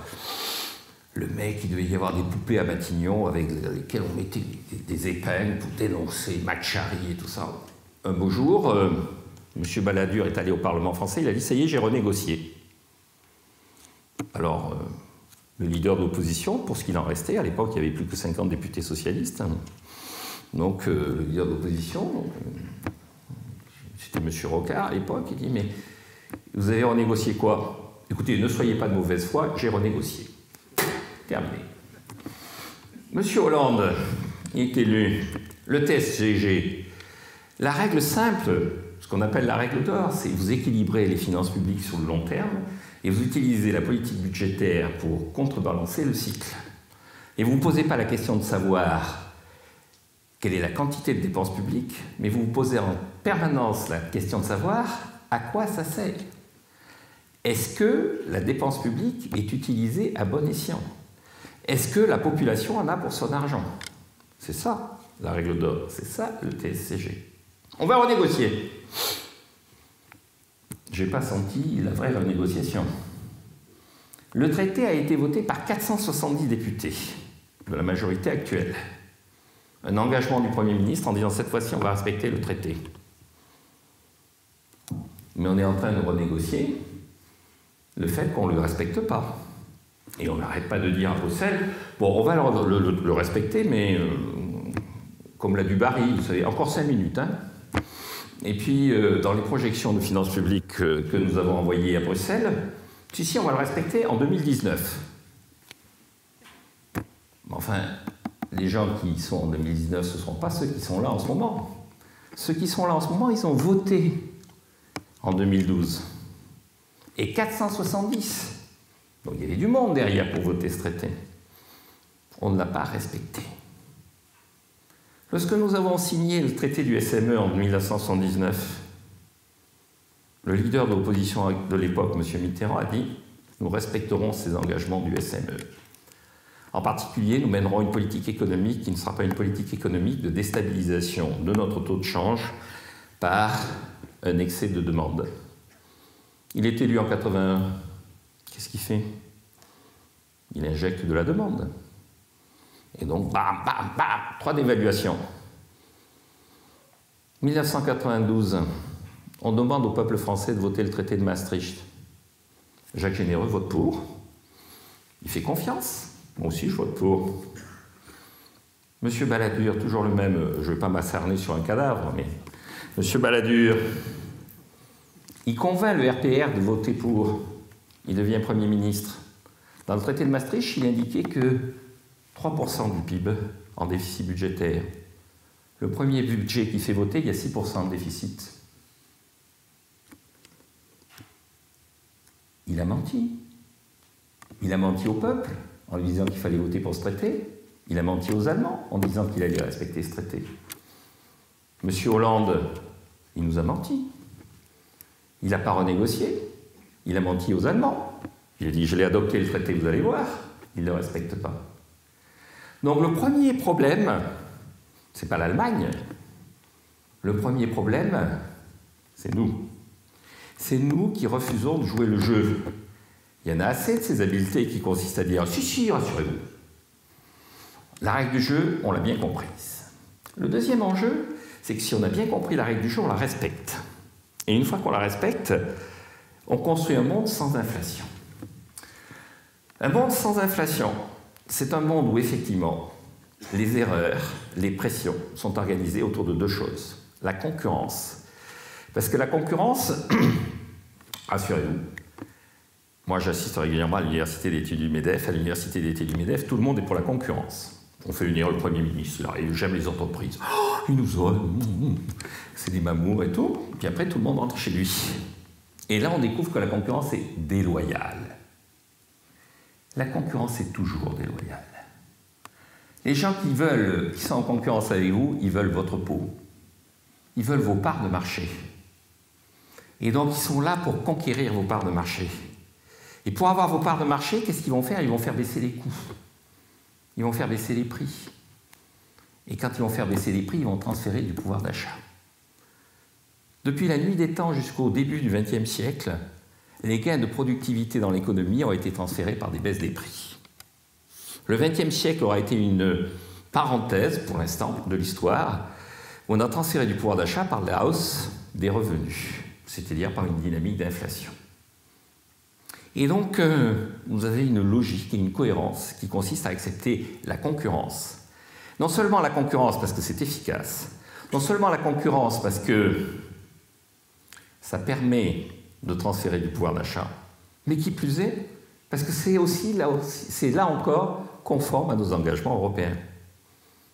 Qui c'est qui a fait adopter l'acte unique? C'est des Allemands? Non. C'est M. Jacques Delors, président de la Commission. C'est pas Jacques Delors, c'est Jacques Delors. Oui, c'est un Français. Qui c'est qui a défendu la politique de concurrence? C'est les Français. Donc la concurrence, ça permet de transférer du pouvoir d'achat, ça oblige les entreprises à être efficaces. Et ça oblige les gens à respecter nos engagements européens. Enfin, le troisième élément, c'est qu'on ne prépare l'avenir que par l'investissement privé. Parce que, encore une fois, c'est bien de dire que l'État prépare l'avenir, l'investissement public prépare l'avenir. Tout à l'heure, à table, je parlais du plan calcul, et ce qui m'a réjoui, c'est que les gens ne savaient pas ce que c'était. Ça m'a réjoui et un peu affecté à titre personnel, parce que moi, je l'ai vécu, le plan calcul. Et donc, si les gens qui étaient à table ne savaient pas ce que c'était, c'est que je suis vraiment vieux. J'ai connu des choses qu'ils n'ont pas connues. C'était quoi le plan calcul? C'était une analyse fine de la situation de 1960. L'informatique, c'était l'avenir. L'État allait s'occuper de l'avenir, faire de l'investissement public, des dépenses d'avenir. Donc il allait s'investir dans l'informatique. Bon, on a tout arrêté 10 ans après, en laissant un paquet de dettes que certes l'inflation a effacées, mais cette dette amoindrie est toujours dans notre dette publique actuelle. Quant à nos ordinateurs, ben ils sont américains, japonais. C'est arrivé à tel point que dans ma carrière que vous avez décrite, vous vous êtes interrogé sur le fait que j'étais dans des cabinets, la culture et tout ça, et j'ai été au cabinet du ministre des Affaires étrangères, qui était à l'époque Roland Dumas, et quand je suis arrivé au cabinet, on m'a demandé d'où je venais. J'arrivais d'un poste de chef de bureau à la direction du budget, au ministère des Finances, où on était assez bien doté. On avait du matériel bulle. On avait des zéniths. Quand j'arrive au cabinet de Roland Dumas, le responsable informatique du Quai d'Orsay me dit « Vous aviez quoi comme matériel ?» J'avais un zénith. Il me dit « Ah oui, vous n'étiez pas très haut dans la hiérarchie alors. » Oh, quand même, chef de bureau à la direction du budget. Non, mais ici au cabinet, il y a des Toshiba. C'est-à-dire que l'État lui-même reconnaissait que quand c'était de la merde, c'était ce qu'il avait fait, et quand c'était efficace, c'était japonais. Et donc, qui prépare l'avenir, c'est Toshiba. C'est pas le plan calcul. Et donc, le véritable enjeu, c'est de laisser aux entreprises la capacité de préparer l'avenir. Ça suppose que l'on baisse leurs impôts et que l'on fasse en sorte que quand on crée une entreprise, on ne s'arrête pas à 49 salariés en disant « je pourrais encore créer de la richesse », mais là, les ennuis commencent vraiment. Donc, j'arrête. Et ce n'est pas l'euro qui est derrière tout ça. Ce n'est pas Bruxelles qui dit qu'il faut qu'on s'arrête à 49. Ce n'est pas le taux de change de l'euro qui dit qu'il faut s'arrêter à 49. C'est deux choses bien précises, bien connues de tout le monde, et qui sont maintenant le véritable enjeu. Si on veut de la croissance économique, il faudra de la concurrence et de la liberté. Et donc, moi, je suis libéral, mais au sens plein du terme. Alors, évidemment, néolibéral, ultralibéral, et puis on te casse la gueule à la sortie et tout, mais je crois que le véritable important dans une société, c'est de respecter ce que j'appelle les talents, c'est-à-dire la liberté de créer de la richesse pour des gens qui ont envie de créer de la richesse. Les respecter en ne leur confisquant pas ce qu'ils produisent et faire en sorte que quand ils sont à 49 et qu'ils ont envie de passer à 51, ils ne vivent pas ça comme un cauchemar. Alors un dernier mot, pour en revenir au classement de Shanghai et tout ça. Je pense que dans les programmes qu'il y a là, il y a 2 conférences à laquelle je viendrai bien si... alors vous allez m'inviter, donc il n'y a pas de problème, si j'en ai le temps. Et il y en a une qui s'appelle « Allons-nous vers un nouvel Eldorado ?» Vous avez dit « il va répondre oui », avec une forme de « pourquoi pas ?» Moi je dis « mais oui, nous allons vers un nouvel Eldorado », parce que du progrès technique, il y en a dans le pipe. Il peut y avoir énormément de progrès technique, à condition qu'on ait bien conscience que c'est le progrès technique et pas la politique monétaire et la politique budgétaire qui font la croissance économique. Et il y a une autre conférence qui s'appelle « Comment réindustrialiser la France ?» avec un point d'interrogation. Alors là, je suis consterné. Parce que la bonne question, c'est pourquoi réindustrialiser la France? Est-ce que c'est ça? Est-ce qu'on veut de nouveau des cheminées qui fument, des mines, des chemins de fer à vapeur, des 4 chevaux? Est-ce qu'on veut revenir à la bonne vieille France du général de Gaulle? Non. Et donc l'enjeu, ça va être d'introduire le progrès technique dans les productions de demain. C'est-à-dire que les vecteurs de croissance, ça ne va pas être ce que nous appelons traditionnellement l'industrie, ça va être la formation, l'éducation, la santé.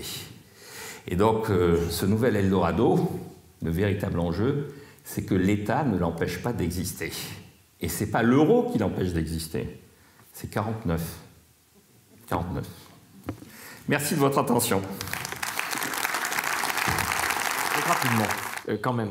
D'abord pour signaler, parce que ça permet d'orienter intelligemment la discussion, pour éviter les faux débats, les points sur lesquels on est en parfait accord. C'est la différence, si ça avait été Jacques Sapir qui avait été là à ma place, par exemple, il aurait expliqué le problème de la surévaluation de l'euro, ce que ça coûte en croissance. Je ne dis pas qu'il est tort, d'ailleurs, parce que je ne serais pas tout à fait d'accord avec toi sur le fait que ça coûte rien, etc. Mais fondamentalement, là, le point d'accord qu'on a, c'est que pour moi, le problème de l'euro, ce n'est pas un problème de niveau du taux de change, c'est pas retrouver la souveraineté monétaire pour pouvoir faire de l'inflation et de la dévaluation. Pour moi, ceci n'a aucune espèce de sens. Je dirais même dans l'hypothèse où ça marcherait. C'est-à-dire même dans l'hypothèse où effectivement pour certains pays, ça redonnerait de la marge de manœuvre, de la respiration, ça permettait de soutenir un peu plus l'activité et l'emploi. Pourquoi ? D'abord pour une première raison, c'est que, quand je dis bien, même si ça pouvait avoir une certaine efficacité en termes d'activité réelle, etc., c'est que je suis par ailleurs profondément écologiste. C'est-à-dire que l'idée qu'on doit chercher n'importe quel moyen de réamorcer la croissance pour faire n'importe quelle croissance pourvu que ça croisse n'est pour moi plus acceptable. Voilà, on n'est pas au XIXe siècle. On sait maintenant qu'il y a des formes de croissance qui sont soutenables et il y a des formes qui sont insoutenables. Et donc dire on se sort d'une crise simplement par des dévaluations, un peu d'inflation qui relance la consommation, etc., où puis les gens consomment ce qu'ils veulent. Bon. Et on perd totalement le contrôle sur le fait qu'on ne peut plus se le permettre. On ne peut pas avoir n'importe quelle croissance. On doit avoir une croissance orientée. Alors une croissance qui repose effectivement sur la croissance de l'intelligence, de l'éducation, de la santé, de la qualité de vie, de la qualité de notre agriculture, de notre nourriture, de la qualité de nos technologies, etc., de nos énergies renouvelables, du recyclage, enfin bref, de tout ce qui fait qu'on transmet une planète soutenable, vivable pour tout le monde. Oui, ça c'est bien. Mais ça, vous ne l'obtenez pas juste par une dévaluation. Je dirais, même si ça marche et que par miracle, vous avez 4% de croissance de plus, vous relancez la consommation, on continue à acheter les mêmes merdes, on ne change rien au mode de production. Donc ça, pour moi, c'est du keynésianisme à la papa d'autrefois. Bon. Il se trouve qu'en plus, ça ne marche pas forcément, et dans beaucoup de cas, ça ne marche pas comme l'espèrent certains, pour la simple et bonne raison qu'on ne peut pas faire comme si on était seul au monde. Je veux dire, la Grèce sort, elle dévalue, oui d'accord, mais après les autres, qu'est-ce qu'ils vont faire? Voilà. Et donc dans le cadre d'une sortie, d'une explosion de la zone euro, on se lance dans une guerre des monnaies. C'est-à-dire, si la France sort, l'Italie, l'Espagne aussi, donc à la limite, tout le monde va se retrouver avec des monnaies dévaluées. Quand tout le monde dévalue, qui est-ce qui a gagné? Donc, je dirais, c'est une logique mortifère de guerre par les monnaies, de la relance par la monnaie. Donc là-dessus, on est d'accord. Absolument, ça ne présente aucune espèce d'intérêt. Et j'ajoute au fait que les vraies sources de notre faible activité étant ailleurs, et là je partage beaucoup d'analyses, mais je ne suis pas d'accord sur les solutions, enfin sur toutes les solutions, le fait que nous ayons du chômage, une activité ralentie, etc., n'est absolument pas lié à l'existence ou non de l'euro. Il y a des pays qui ne sont pas dans l'euro dans le monde, et il y en a beaucoup, qui sont confrontés au même type de difficultés.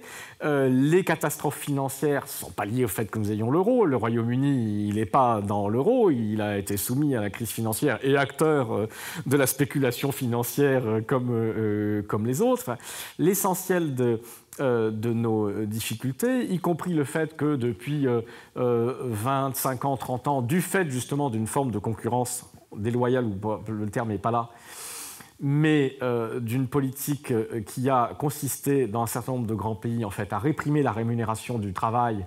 C'est ce qui s'est passé aux États-Unis, hein, avec la baisse en termes réels du pouvoir d'achat, notamment pour les plus bas salaires. Et qu'on a placé des millions d'individus en situation de ne pas pouvoir gagner décemment leur vie par leur travail, parce qu'il ne suffit pas de travailler, il faut aussi que la répartition de la richesse fasse que ceux qui travaillent aient un niveau de rémunération qui leur permette de se loger, qui leur permette d'avoir un standard de vie conforme à la société dans laquelle ils vivent. Et là, il y avait une vraie cause structurelle de la crise du capitalisme, et notamment américain, mais qui est générale, c'est qu'on s'est sorti de cette impasse qui a consisté à sous-rémunérer le travail parce qu'on était dans une logique de compétition pour la rentabilité financière maximale du capital, pas des PME et des artisans, non, des grosses boîtes, des grosses firmes du CAC 40 et qui ont abouti à quoi? À la situation que pour surmonter cette contradiction, avoir quand même de l'activité, de la croissance quand les gens n'ont pas les moyens de vivre décemment, eh bien on s'en sort par le crédit, justement par la dette. Que ce soit de la dette privée, c'est-à-dire du surendettement des ménages pour la consommation, du surendettement pour l'achat de logements aux États-Unis, ou du surendettement public pour que l'État compense par des prestations sociales ce que les gens ne gagnent pas par leur travail. Ça, c'est une source structurelle de crise et d'insuffisance, de déséquilibre. Donc il y a des sources structurelles fondamentales qui n'ont rien à voir avec existence ou pas existence de l'euro. Donc on est d'accord sur le fait que l'enjeu n'est pas de retrouver un moyen pour dévaluer, pour faire de l'inflation. Tout ça, pour moi, c'est des bêtises. Alors maintenant, les vrais points de désaccord. Alors des détails rapidement, parce que tu parles des contre-vérités et des faits. Pour revenir sur ce que tu disais sur la Banque centrale européenne, mais dans les traités, il est écrit noir sur blanc que la Banque centrale européenne n'a pas le droit de participer au financement des déficits publics. Et donc, elle ne peut pas acheter directement, effectivement, de la dette publique. Alors, en effet, on est dans l'hypocrisie dans la mesure où, en fait, elle refinance les banques qui détiennent de la dette publique, elle reprend de la dette publique sur le marché secondaire, donc elle refinance les banques, mais elle ne procède pas à des achats fermes qui la rendent propriétaire de cette dette publique et qui éventuellement lui permettent de la mettre à la poubelle si jamais elle est insolvable et qu'elle n'est pas payée, ce que peut faire une banque centrale qui achètent directement des titres de dette publique. Et c'est toute la faiblesse du système actuel qui n'a pas encore été testé par les spéculateurs en Europe. Draghi, il a arrêté la spéculation à un moment donné en disant « mais je refinance de manière illimitée les banques qui détiennent de la dette publique ». Mais sous condition, c'est un système sous condition. Sous condition que les États, il y a une conditionnalité, respectent leurs engagements. Et cette dette publique, elle est prise en pension, elle reste la propriété des banques qui la détiennent. C'est-à-dire que si, puisqu'on n'a pris aucune mesure pour éviter la spéculation financière et pour réguler la finance, si on a de nouveaux dérèglements, de nouvelles crises d'attaques spéculatives et que certains États sont en difficulté, ne peuvent plus respecter leurs engagements, puisqu'ils n'arrivent pas, ne sont plus éligibles au processus de refinancement automatique, etc., etc. Bref, nous avons une épée de Damoclès financière sur notre tête, car nous ne sommes pas dans un système où la Banque centrale peut effectivement jouer son rôle véritablement de prêteur de dernier ressort, c'est-à-dire que face à la catastrophe, et ça a toujours été comme ça dans l'histoire, en cas de véritable crise de surendettement, on finit toujours par en foutre une bonne partie à la poubelle. Parce qu'il y a un moment donné, il est plus sage de dire c'est comme ça ne pourra jamais être payé, ou alors on monétise, c'est-à-dire qu'il y a une banque centrale qui dit écoute, on va, pour que vous ne soyez pas spoliés sur votre assurance vie, votre machin, la banque centrale rachète effectivement cette dette, donc les gens sont remboursés, on rembourse les créanciers, et puis la banque centrale elle les fout à la poubelle, la question réglée, c'est-à-dire qu'on a créé de la monnaie pour apurer une partie de la dette. C'est un des instruments de solution d'une crise de surendettement que nous n'avons pas dans l'Union européenne. Donc ça reste vrai. C'est juste un point de fait, c'est pas, je pense, un point de débat. Là où je crois qu'il y a vrai débat, puis je m'arrête parce que c'est les débats de fond que nous pouvons avoir entre nous. Sur le TSCG, il y a un point de désaccord. Moi, j'ai rien contre, et on aurait fait ça. Je n'aurais rien contre un traité, puisque c'est toujours ce que j'ai considéré comme étant une conception socialiste de l'équilibre budgétaire. C'est-à-dire qu'on dise que, mais là on a quand même un point de désaccord fondamental, qu'on peut faire du déficit public, notamment à court terme, pour compenser un quelconque choc conjoncturel, parce que c'est imbécile de faire de l'austérité à ce moment-là, et que le meilleur moment d'avoir des chances de récupérer et de pouvoir rembourser et de combler le déficit public, c'est plutôt de soutenir l'activité. Ça, c'est le keynésianisme classique de base. Bon.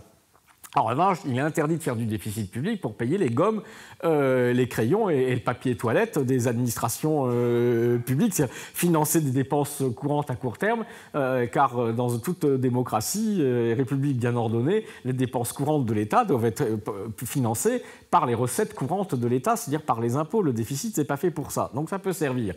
Dans des cas de choc, c'est pas le moment. Voilà, on paiera plus tard, à condition, et je suis d'accord, qu'en période de vache plus grasse, où on récupère des recettes fiscales, on ne s'en sert pas pour dire « Ah, super, il y a de la cagnotte, donc on en profite pour baisser les impôts ». Alors ça, c'est une absurdité totale. Non, on en profite pour rembourser ce qu'on a dû engager au moment où il fallait soutenir l'activité. Jusque-là, on est d'accord. Là où il y a un point de désaccord, c'est sur la question de l'investissement. C'est-à-dire quand tu dis que les déficits publics, ce n'est pas fait pour financer de l'investissement, eh bien, c'est bien là le problème. Car, comme je l'ai dit tout à l'heure, les entreprises privées, fort heureusement, sont en déficit permanent. Une économie de croissance, elle repose sur une dette perpétuelle. Voilà. Une dette qui n'est jamais remise à zéro, sur un déficit structurel permanent, parce qu'on investit. Et on investit comment? Eh bien, en avançant sur l'avenir. On n'attend pas d'avoir eu tous les sous pour commencer à investir. Et c'est l'activité future qui permet de rembourser les dettes anciennes, qui vous remet en état de recommencer à faire du crédit pour investir, et ainsi de suite. Alors, ce qui est vrai pour un hôpital privé ou une clinique privée n'a aucune espèce de raison de ne pas être vrai pour un hôpital public. De la même manière, un investissement dans la santé publique, après on peut décider c'est mieux que ce soit public ou privé, parce que ça c'est un détail, on peut en discuter, mais dans l'un ou l'autre cas, c'est pas parce que c'est public que tout d'un coup, on n'a plus le droit d'investir et on ne peut plus financer par le crédit et par la dette. Donc la dette, ça sert aussi à ça. Et donc c'est le problème du TSCG. C'est que c'est un TSCG qui, en fixant quasiment une interdiction de déséquilibre structurel à moyen terme ou à long terme, en fait bloque la possibilité de faire du déficit pour l'investissement. Or, nous sommes dans une situation où nous avons besoin d'un choc massif d'investissement en Europe. Et ce choc massif d'investissement, dans les conditions réelles de fonctionnement de l'économie, ne pourra pas venir spontanément des entrepreneurs, vu l'absence totale de perspective. Et donc le seul moyen de réamorcer la pompe, c'est qu'effectivement, il y ait des investissements publics utiles et massifs dans l'Union européenne. Ça, le TSCG le bloque. Et en plus, il y a dans ce dispositif un système de surveillance qui fait que ça vous oblige à faire tout de suite des politiques de rigueur parce qu'on anticipe que vous ne respectez pas vos engagements, et si bien qu'on a des procédures quasi automatiques de sanctions ou de mise sur surveillance d'État qui les obligent maintenant à être obsédés par leur déficit public alors que ça n'est pas le moment. C'est-à-dire que justement, ça interdit même de faire du déficit conjoncturel de ce fait, parce que ça nous piège aujourd'hui dans une logique. À court terme, la France est en train de se dire, est-ce qu'on est à 3,8, 4, 4,2 ? Tout ça, c'est des conneries. On a 5 millions de chômeurs, un suicide par jour dans le monde du travail, des PME qui font faillite. Le problème, c'est pas de savoir si on est à 3,8 ou à 4,2. La question, c'est de savoir qu'est-ce qu'on fait pour sortir de ça. Est-ce que la confiance dans le marché, la libre initiative des entrepreneurs, ça ne sert à rien. Dans l'état où on est, la libre concurrence fait que les gens, ils essaient de s'en sortir comme ils peuvent. Mais il faut bien qu'il y ait une vraie politique publique pour nous sortir de la crise. Et il n'y en a pas. Et donc, ce qui permet de terminer sur l'autre point de débat, qui est finalement sur les solutions, sur ce statut de la concurrence. Justement, quand tu dis que la concurrence est toujours déloyale et que du coup, alors ça ne sert à rien de vouloir chercher une concurrence loyale. La concurrence, ce n'est pas un truc sympathique. C'est sûr que le concurrent, ce n'est pas quelqu'un qui est là pour vous aider et vous rendre service. Il est là pour vous piquer votre marché. Oui, c'est sûr. Mais est-ce à dire qu'on admet qu'on puisse être en concurrence par n'importe quel moyen? Bien sûr que non. On ne va pas dire que pour vous piquer votre marché, votre concurrent, il a le droit d'assassiner vos collaborateurs les plus productifs, il a le droit de corrompre l'administration pour qu'elle vous octroie des avantages indus, il a le droit de mettre du poison dans l'eau qui sert à vos processus industriels. C'est ça la libre concurrence. C'est-à-dire sans règles, sans encadrement. Donc, pour moi, ça n'a pas de sens de dire que la concurrence est déloyale et c'est comme ça et c'est pas autrement. Non, justement, parce que ça, c'est pas de la concurrence, c'est la guerre. Voilà. Et pour moi, la conception que j'ai d'une économie moderne et avancée, c'est pas celle de la guerre économique, c'est celle de la concurrence. Voilà. Mais la bonne concurrence, il y a la mauvaise concurrence, c'est celle qui est uniquement une concurrence par n'importe quel moyen et uniquement centrée sur la baisse des coûts, parce que vous n'avez rien d'autre à faire. Et quand vous avez toutes les entreprises et tous les États européens qui sont engagés dans une concurrence par la baisse des salaires, par la réduction des dépenses publiques en période de crise, par la baisse des coûts sociaux, on fait quoi? Juste un appauvrissement collectif, c'est-à-dire qu'on réduit et on fait stagner la demande globale, on abaisse la rémunération des travailleurs, on détruit la motivation au travail, on fait stagner la productivité, on gagne quoi? Alors que dans un cadre où vous avez une régulation, un encadrement qui limite la concurrence par la baisse des salaires, parce qu'il y a des standards de rémunération, qui limite la concurrence par la pollution, etc., parce qu'il y a des normes environnementales, etc., etc., etc., il reste quoi? Il reste la vraie concurrence. C'est que les entreprises étant dans un cadre justement à peu près identique, peuvent s'engager la bataille pour être le meilleur, pour faire les meilleurs produits, pour innover, pour inventer des nouveaux processus de production, des méthodes de production. Et là, vous avez la bonne concurrence qui fait de l'activité, qui fait de la croissance, sans avoir tous les autres effets pervers. Donc ce n'est pas n'importe quelle concurrence, je dirais, qui est susceptible de nous ramener sur le bon chemin. Je m'arrête là, il y aurait d'autres choses, mais oui, je vais réagir très rapidement en 2 points qui vont se boucler. Concernant l'investissement et tout ça, il y a quand même une grande différence entre l'investissement public et l'investissement privé. C'est que quand le prêteur... Je suis d'accord avec le fait que l'investissement privé se nourrit de dettes. Et donc l'essentiel, effectivement, c'est les crédits. Et on n'est pas dans une économie comme celle du début du 19e siècle où on accumulait de l'épargne et puis ensuite on investissait l'épargne. La grande différence, c'est que quand vous êtes un prêteur à une entreprise privée, si cette entreprise privée est en faillite, vous récupérez l'équivalent de votre prêt par la liquidation des actifs. Quand on a prêté à une entité publique, on ne récupère rien. C'est-à-dire une entité publique qui faillit, elle vous donne de la dette publique. De la dette publique dont tu dis toi-même que, à un moment donné, quelque part, il n'est pas invraisemblable, il n'est pas impossible qu'on décide de tout jeter au panier. Alors la forme dont on la jette au panier, soit par l'inflation, soit par la banqueroute, à un moment donné, quelque part, celui qui prête à une entité publique prend un risque en fait, le véritable risque est plus vers le public que vers le privé, parce que dans le privé, on a un droit de regard sur ce qu'il fait et on peut récupérer, en cas d'erreur, l'actif qu'il a accumulé. Et donc, je pense que le véritable porteur de croissance, c'est un mécanisme dans lequel, effectivement, il y a une espèce de couple entre l'entrepreneur et son financeur qui fait que l'entrepreneur est menacé d'être dessaisi de la propriété de ce qu'il a. Il est en position d'égalité à l'égard de son financeur, d'une certaine façon. Sur la concurrence, je vais prendre juste... dans ce débat, alors, bon, tu prends des cas extrêmes, c'est-à-dire que le fait d'aller tuer les éléments les plus brillants de son concurrent pour être sûr que... oui, c'est pour qu'on comprenne, mais bon, ça, c'est au-delà de la concurrence. Là, il y a des lois, il y a des règles. Moi, je ne suis pas pour l'anarchie totale et pour la loi de la jungle sous la forme la plus primitive, mais... À partir du moment où on dit qu'il y a de la bonne ou de la mauvaise concurrence, juste un exemple, quand Arnaud Montebourg était dans l'opposition, il disait Xavier Niel, il a fait plus pour le pouvoir d'achat que Sarkozy en 5 ans. Donc Xavier Niel est un grand homme. 6 mois après, il est ministre de l'Industrie. Il dit Xavier Niel a poussé les 3 autres opérateurs téléphoniques à supprimer 8000 emplois. Ce mec est un gangster. Donc, il y a la bonne concurrence qui transfère du pouvoir d'achat aux consommateurs, et simultanément, bon. Alors, je suis assez d'accord avec une chose, c'est que, fondamentalement, le véritable enjeu pour une entreprise, c'est de sortir d'une situation de pression, non pas par le cost-killing, mais par l'innovation, par le temps d'avance.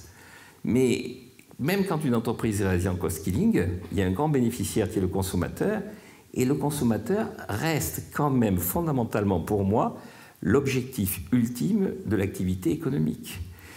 Quand nos gouvernants disent « ma priorité c'est l'emploi », d'abord ils n'arrêtent pas d'accumuler du chômage, donc ils sont incapables de tenir leur priorité, et 2, ce n'est pas la priorité. La priorité c'est la croissance, le pouvoir d'achat, la richesse. L'emploi ce n'est pas une priorité, c'est un moyen, c'est une capacité à chacun d'exprimer ses talents, mais le véritable objectif c'est le consommateur et le pouvoir d'achat. Peut-être une phrase et puis on conclut. Est-ce que tu veux réagir à ça ? Juste un point, ce serait des discussions fondamentales. Sur la question de la dette, il faut bien comprendre la logique totale et intégrale de mon système. C'est qu'un État ne fait pas faillite.